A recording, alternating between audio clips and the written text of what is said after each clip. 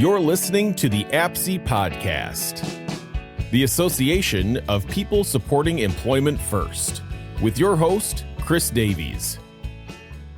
Today's podcast is brought to you by Reach for Resources, a nonprofit providing individualized, competitive employment services for people with disabilities. We believe our community is a better place when it is inclusive and everyone, regardless of ability, has the chance to be successful. Learn more at reachforresources.org. Hello, everyone. Welcome back to the Minnesota APSE Podcast. I'm your host, Chris Davies, here with our producer, Dana Eisfeld, and our guest, Mark Braun. Mark, so great to have you here today. It's a pleasure to be here. Thank you so much. We've been having a great time chit-chatting here as before we began the podcast, and I think you're going to really enjoy meeting Mark, learning more about his journey and all he has going on. Some really, really cool stuff. So welcome, everybody. This is Season 6, Episode 2. And as I always like to do, before we get into the podcast, Mark, I'd like to kind of let any audience members know that maybe haven't, listened to our podcast before or just discovering APSE as an organization. We are Minnesota APSE. It's a national organization, stands for Association for People Supporting Employment First, which means we are truly the only membership organization that is advocating solely for integrated competitive employment for everybody that wants to work, can work, and we believe it is indeed the avenue, out of isolation and poverty. So we are a national organization with about 40 state chapters. Is that right, producer? About 40 state chapters, 41, 42. He's giving me a little more or less type of shake. So we've had a Minnesota one for years, and this is part of what we do. We like to, present or have a platform like this podcast for individuals like yourself, Mark, to come on and just talk about themselves and their stories of success, their trials and tribulations, and what their hopes are for the future. Before we get into the meat of the podcast, I want to do a visual description. So for myself, I am a white male. I have I have a bald head. I am bald, and I have a red beard, and I'm wearing a blue short sleeve shirt, very much in the spirit of summertime today. So, and yourself, please. Yeah, Mark here. I am a African-American black male with short locks, a gray shirt, polo with Apex Parathletics logo on my left chest, blue jeans, sitting in a wheelchair that is silver. Thank you. And the Apex Athletics logo that Mark just talked about is his own business, and we'll be learning more about that today. It's really cool stuff. So, all right. We always like to kind of start the podcast, so just learning a little bit more about you, Mark, and we'd love to hear just a little bit more about, your early journey in life that you can, tell us about. So the mic is yours. Sounds good. Well, I'll just get right into it. So my early years of life, I was born in Jamaica. To unknown parents who left me to die behind a bank in Ocherous, Jamaica. And a police officer walked his beat, heard my cry, and rescued me and named me after him. And so that was the pinnacle point of just the start of, how things kind of started out. After being found, I was sent to a nearby hospital for minor care. And then I was sent to my first orphanage, which they deemed me a failure to thrive.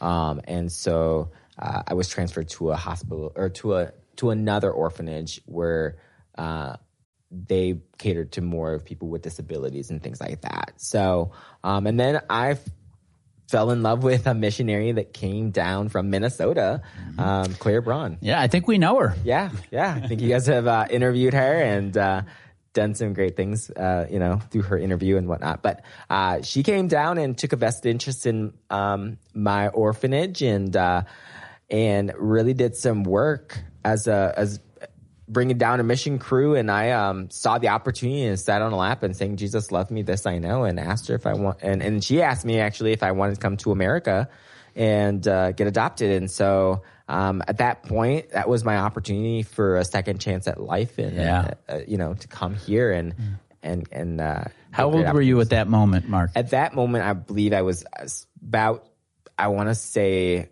under 7, because I came here at age 7.5, weighing under 26 pounds. Wow. So, wow. Yeah. Yeah, and Claire, who you mentioned, Claire Braun, she was, as you know, our most recent podcast before you. So if you haven't had a chance to listen to that interview, definitely go back and listen to it. It's very, very compelling, and it was very evident how proud she is of you and how much she loves you. That's for sure. Yeah. So, so tell us a little bit about growing up in Minnesota. Once you came to Minnesota at 7.5, as you said. Yeah, it was different. Weather was a shock, coming from Jamaica, which is a hot cultured, hot climate country. Coming here, my first winter, and just the language barrier, it was a struggle, I want to say, the first couple of years. And then I had to have multiple operations. I had to get my weight up before I could even get my first operation, and just multiple complications. But once we got through those complications, things turned out to be great. I attended public school through the Mounds View School District. I was Go Mustangs. Right. Well, actually, I was a knight at Irondale Senior High School. Ah, okay. All right. I got you. Yes. But through the Mounds View School District, I was a knight, and it was I was the first male wheelchair athlete to compete on my high school mainstream track and field team. I competed with Courage Center, now Courage Kenny, on their adaptive sports and rec program, building up my skills and confidence, and making friends through their organization, and doing a lot of work, right? In terms of, I also, during the period of time of coming and doing education, also giving back to the community that served me, and also, packing food for Feed My Starving Children, as well, and motivational speaking. So that's kind of what I've been doing since, being here in the United States, in those formative years, as I grow. And since then, I've graduated high school, 2012. I did go to college, so I don't have a college degree, but I did get employed. I did get a job, right? I've been employed ever since out of high school, and working various jobs. So, anywhere from working with Dick's Sporting Goods under their USOPC program, which is that program does is hire elite athletes, para athletes to work in their stores at a higher rate than what they were hiring normal associates. So I did that for about a year and worked for the YMCA for about 3 years, and then I started getting into the employment industry and helping, and found a niche in that and giving back. Right. That happened, I want to say 2019, 2020. I worked for Placement Partners and was a placement specialist with them, placing individuals in competitive employment under them. And so my first year employed with them, I was placing 18 individuals in a job. And then my second year, I placed about 22, 23 individuals in a job. And now, had the opportunity presented to me to work for the state of Minnesota and vocational rehab services with Deed. And ever since, I've been there, and I love it. Been there for about going, I believe, on 4 years with the state. Congrats. And, making a difference. And I started a new business, a para-athletic development program for athletes that are not necessarily, athletes that are looking to compete at a high excelled rate, at a high performance rate, but not necessarily they're not looking to go to college right away out of high school, or they're not, and there isn't necessarily a program where they're the introductory program like Courage Candy. In some of the programs, you age out, so you don't have a program afterwards, other than you either decide to go to college or you kind of stick it out on your own as an independent athlete. And so that's where Apex comes in and provides that ongoing support for that pipeline to the world stage. Very cool. Yeah, you've done a lot with your relatively young arc, in life so far, and some of the things that you just mentioned, I want to definitely dive more into in a moment. There's a story. A particular story you mentioned about giving back. It's very clear that you have, a real heart for that. You're not just industrious business owner and, skilled employment professional, but you really have a heart for giving back. And there's a story that you told me about the other day that I just really would like our audience to hear, because it's such a compelling story.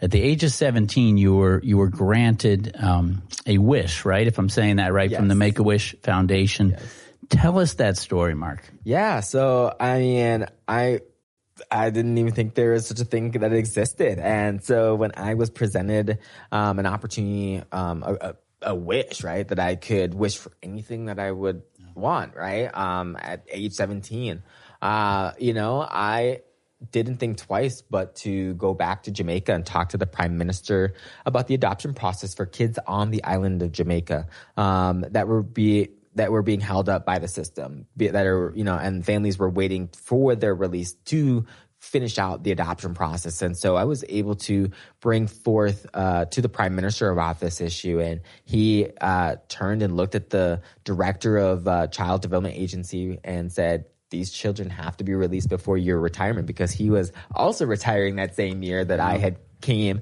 And, that really was a pinnacle push for him to release those kids so that they could be adopted, and then he could go and retire. But not only that was the first part of my wish, but the second part of my wish was to go to the my mom's best friend's orphanage, Robin's Nest Children's Home, which is also supported by St. Anthony's Lutheran Church here in Matamidi, Minnesota, and Messiah Lutheran Church as well in Mounds View, Minnesota. Those are two huge organizations that support those orphanages down there. And so I threw a party for that orphanage as well as the orphanage that I was placed in, which was West Haven Children's Home for disabled children. And so my goal was to go down there and make sure that every child had a full plate of food and that their stomachs were full by the time I left. And then that, another part of this was at age 17. Age 17. Yeah. And also, another part of that wish also, I guess, is a three-fold part wish, but altogether it's one. My other part was that each child got a toy that they requested or that they wished for. And so my mom went on a spreeing kind of shopping, right? We went to Target, Walmart, whatever, and we toted like 7 big totes of toys down to Jamaica. And we handed out toys to kids that requested specific toys. And so that was my wish, and I wouldn't trade it for anything. Yeah. It sounds like you took that opportunity and you used it to really, create some positive change. And it sounds like some wishes in a way for other children. Yes, for sure. Yes. And, it's such a great story. And, I just can't tell you how impressed I am by that. I don't think there's too many 17-year-olds that would think in that way. And it sounds like you've really carried that moment, forward through all of your journeys, that you've been on, ever since. So, that's a great story. Thank you for telling us that. Just amazing. So, let's talk more about Apex Para-Athletics. When was it founded? Yeah. So, so we started in May of 2026. It was just the pinnacle time that I've been telling my athletes that I've been coaching, through another organization, but I've been telling my athletes I'm going to start our own club, our own program, our own whatever, and just never really put my foot on it. And so this year I was just like, you know what? It can't be that hard, right? And so I started doing research. I started looking into it, and I was like, we got this. And so, the whole goal with Apex Para Athletics, it's an athlete-ran business, right? So athletes make the decision on how it's formed and how we go about doing things. Mm-hmm. And so the athletes and coaches have a lot of weight in and insight on how this organization is formed. And so, again, it was May of 2026 formed. We're still kind of getting our grounding and whatnot. So that's like 4 months ago, basically. Yes. Well, I was on your website this morning, and I'm impressed. For 4 months in, it seemed like you had a lot of structure to it. So you're saying the athletes make the decision. Is it almost like a co-op, or how is it structured? Yeah. So, I mean, we have a board, right? And we have an executive team, and then we have coaches. And so really, we have an national athletes representative on our board, and we have a coaches national coaches representative. And so, we really want to hear the voices of our athletes. Like, what are they not receiving? What can we do as an organization to help them shape their pipeline to the next stage, right? Sure. And so, when it comes to making decisions, we really want to hear from the athletes, right, themselves, because we're training them, we're investing in them. And the really cool thing about Apex is that eventually, how I see Apex being ran is we're not, how do I take it? We're not draining money from our athletes, right? Where a typical organization would be asking for membership fees and things like that. Apex is free to athletes, right? We are investing in athletes, so we're really drawing our financial sponsorships from businesses, right? That are invested in Apex and what we are doing and what our athletes are doing and where they're going, right, after Apex. Because it's not just Apex, it could be Team USA representing in the next Paralympic Games. And so is that almost like sponsorship? Or essentially, in a sense, Apex would be sponsoring athletes that come through our doors, that we coach him, we train him, just like Team USA, just like any NFL, NBA, when a player makes that team, right, then the team starts to help with the financial cost of the athlete, so the athlete can focus on performing and training. And that's what we want with our athletes. Very cool. And I think I saw that it's listed as a nonprofit. So is it like a 501c3? Yeah. So we've submitted our 501c3. We're in the pending stages, but we are we're on the road to hopefully getting approved to becoming a 501c3.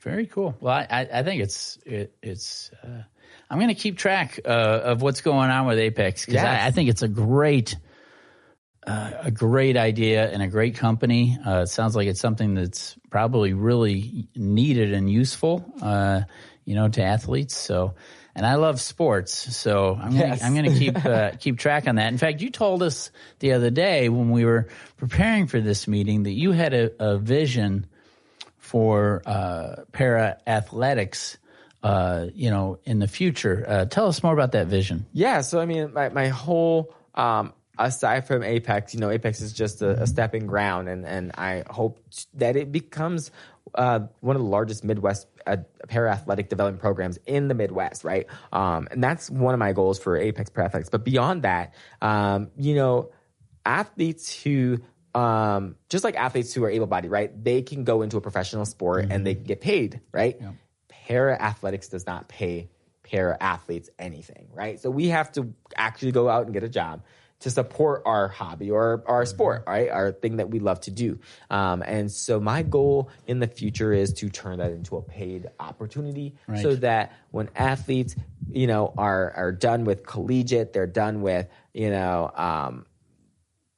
may not be done with representing Team USA, but when they're done with collegiate and they want something else, they can continue to do, go into a paid league that, will support them as a career, maybe as a job, just like NBA, just like NFL, just like, WNBA. So, yeah. Yeah, I love that vision. Yeah. I'm 100% behind it. And if you don't mind, toot your own horn a little bit. I know that you've had some real success yourself in athletics. Tell us about some of the accomplishments you've made, yourself. Yeah. So I've represented. I'll go back. So as an athlete, I started out with early on trying out different sports, right? Mm-hmm. So tried out every single sport that you can think of in a para form. But I really found love with wheelchair basketball, track and field. And I started dabbling into para ski and snowboarding, but kind of backed off after COVID happened. And so, but wheelchair basketball and track and field, I'll definitely speak on. Wheelchair basketball, my highlights are I was on the Junior Rolling Timberwolves out of Courage Center, back-to-back three-time back-to-back national champions, where we were back-to-back champions back-to-back years. And then we had a kind of like a break where we didn't get the champion. I think we were like second place the following year. And then we actually won the championship again the following year after that. So, congrats. Four-time national champion in wheelchair basketball. And then I had the opportunity to represent Team USA in the Australian Junior Inaugural Games as a U20 team member of Team USA. And so we went to Australia and competed there. And then I really, after basketball, my career kind of just fell off. I didn't really continue after high school. So then track as an individual sport, but also as a team sport, right? I fell in love with that because I love to go fast and I love to excel and beat my times and compete, right? And so I continued to go on with track, making Team USA for the Pan American team for both Toronto and Lima, Peru, I believe, and then Worlds as well with Doha, Qatar. And I can't believe I don't remember the other country, but it was also, I believe, in the Middle East as well. So opportunities to represent Team USA in various sports. But my true love is, I would say, track first, basketball second, and then para ski and snowboarding or cross-country ski and biathlon would be my third. But yeah, over the years of just competing, I've had multiple opportunities to travel. I would say I've traveled to over half of the states here in the United States, and then 7 international countries I've hit internationally.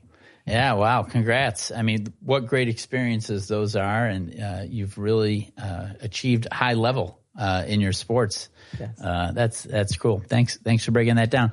I want to go back just quickly, just stay on the sports theme for just a minute. I wanted to go back to Irondale, actually. You had said that you were the first track athlete at your high school. How did that evolve? Yeah, so how that evolved, actually there was a female athlete by the name of Rose Hollerman who is actually representing Team USA in wheelchair basketball, but she sued the state Minnesota State High School League due to the fact of the inability to compete on high school track. And that was the pinnacle turn of being able to have access to compete on the mainstream team. And so she really started the push for that, and due to the fact of her location of where she was living at the time, I was the first athlete in the cities that the news outlet could reach or whatever. But that her opening the door allowed me to compete on my high school track and field team and be able to push on the track and have my peers see what I'm doing right alongside them. So not only did I compete on my high school track and field team, but I also competed on the Mountain View Irondale Roseville Rams adaptive sports team as well, doing adaptive softball, floor hockey, and soccer as well in high school. So I competed in various sports in high school as well. Yeah, very good, very good. Well, it's like the employment world that we're both in, these opportunities started with somebody being willing to stand up and say, we need access. There's no reason why all people shouldn't have access to sports or employment. I agree. You I know? 100% so, agree. You know, as we like to say, everyone that wants to work can work. Period. Right. And we'll talk more about that, but I understand too, and I'm not surprised because in hearing you speak, you're a very good speaker. I could see you being a very good motivational speaker. You've done some motivational speaking, isn't that right? I have, yes. So, you know, the Science Museum has asked me to come out and speak. And you know, my sister who works in the education system has asked me to come to her school and speak as well. Yeah. And you know, just various people have known me and heard my work and heard what I've done, have asked me to come out and speak, and especially now starting a business that is going to impact people with disabilities in the disability community. I foresee in the future that, you know, I be coming out and talking to a lot more organizations on the topic of APEX and how it benefits. Yeah. So Yeah. No, that's great. So let's talk a little bit more about employment. So you've been working for Deed, as you said, for 4 years. Yeah. So it's coming up on about 4 years. I want to say I'm still in my third year. But I started in 2023, we're in 2026. So going on 4 years in 2027. Yeah. And I love it. I love the work that I do. I love the people that I serve. And I wouldn't trade it for anything else. Yeah. And before that, you were a placement partner, so you've had a lot of experience. It sounds like in the customized employment arena. Yes.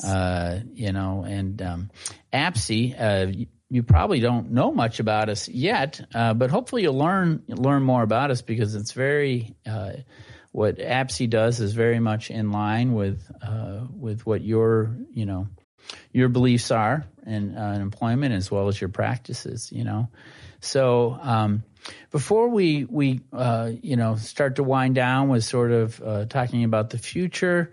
You know, is there anything, else about your journey you would really want to share with our audience? Maybe something that you think it's good for people to hear? Is there maybe, coming upon adversity or struggles with their own journeys? Yeah. One thing I'll leave with is, individuals that are struggling with maybe confidence or, finding a way or finding their own identity, keep pushing, keep striving to be the best that you can be. And don't let anybody tell you no, because you can only set your own limits. The sky is the limit, right? And that's a pretty big limit. So that's what I will say. Don't be afraid to reach out. Follow us on Instagram, Apex Para Athletics. We do have our social media Instagram up. I believe we also have a LinkedIn up as well. So follow us on LinkedIn as well. Keep following our journey. It's going to get better and more brighter as we get better. So I love that message. So if somebody wanted to get more involved or learn more about Apex, you mentioned Instagram. Yeah. Probably just search Apex Athletics on Instagram or go to your website. Go to our website. Yep. Which is? So it's going to be www.apexparaathletics.org. Okay. And at the bottom, there's an interest form if anybody's interested in getting involved. Like what we'd like to say is that, it's not an introductory program. It is definitely a development program. So there's a higher intensity of coaching and in just expectations. Yeah. So if you're looking for an introductory, I'd say go to Courage. They're a great introductory program. Right. If you have some experience with sports, right? You've done it before. You've kind of competed and trained on your own. Yes, we are looking for you, right? To come on over. But yeah, go to our website, go down to the interest form, fill that out. Let us know who you are, and we'll reach out. One of our Apex representatives will reach out. Yeah. So apexparaathletics.com. .org. Pardon me. No .org. Thank you. Thank you. .org. And it sounds like you're for athletes that are athletes looking to take it to the next level. Yes. Yeah. That's great. So how did you come up with the name? Well, it was really interesting. I kind of was just like, because I'm not the best with creativity. And so, it was it was just kind of one of those things that just popped in my head. Well, there was various names that popped in my head, and so I threw those out to the team. Right. And they voted on it, and they were like, Apex Parathletics, and it just rang. And so, and being in Minnesota, you know, it's the mountains, it's the winter that we have, and so it's just a fitting name. It's a great name. For the I think state, it's perfect. For Apex. So yeah. And then I suppose then you had to make sure it wasn't taken, right? I did have to make sure it wasn't taken. I did file my articles of incorporation, which solidified that. But I think what I'm going to end up doing is hopefully getting it trademarked here. There you go. So that it's final and nobody can take it. So we can take the brand even beyond that. So yeah, I love it. So so kind of our final thing is just talking about some hopes and dreams, and we like to really circle back around to employment, which is of course Minnesota APSE's mission. So what would your hopes and dreams be for employment world for people with disabilities? As I help people with disabilities, go through that path, that journey of finding employment, I hope that there becomes more opportunities. I hope that businesses will be more accepting of people with disabilities. I know that we've come a long way where businesses have, but I think that we can still do better. I think that there still can be a push for all disabilities to be able to be employed regardless, right? And get the support that they need so that they can live a longevity life, right? And so that's my real hope and long-term goal is for employment for people with disabilities. Yeah, I love that. I love that vision. I've always felt like I'm working and hoping for a day where it isn't a thing. Right. Where it isn't something that has to be considered unique, that it's just universally accepted that all people that want to work are given a chance and can work and are given a chance, to work, because we all have skills, right? And it's about finding where do those skills shine and who's going to benefit from our skills, whatever they are. That's beautiful. Well, anything you want to say? Do you want to say hi to your mom? Hi, Claire. Hi, Claire. Anyway, it's really been a pleasure to meet you today. This isn't goodbye for me. I'm definitely going to keep track of what you're doing with Apex. I think it's a great organization, and I'm definitely looking forward to kind of seeing where you go with that. So thank you so much, for coming in today, being our guest. Wonderful guest today, Mark. Really enjoyed it. Yes. And I always like to just sort of leave the audience with one of my favorite sayings, which is just remember, to be kind to each other, treat yourself well, treat others well, and never forget that if you believe it, you can achieve it.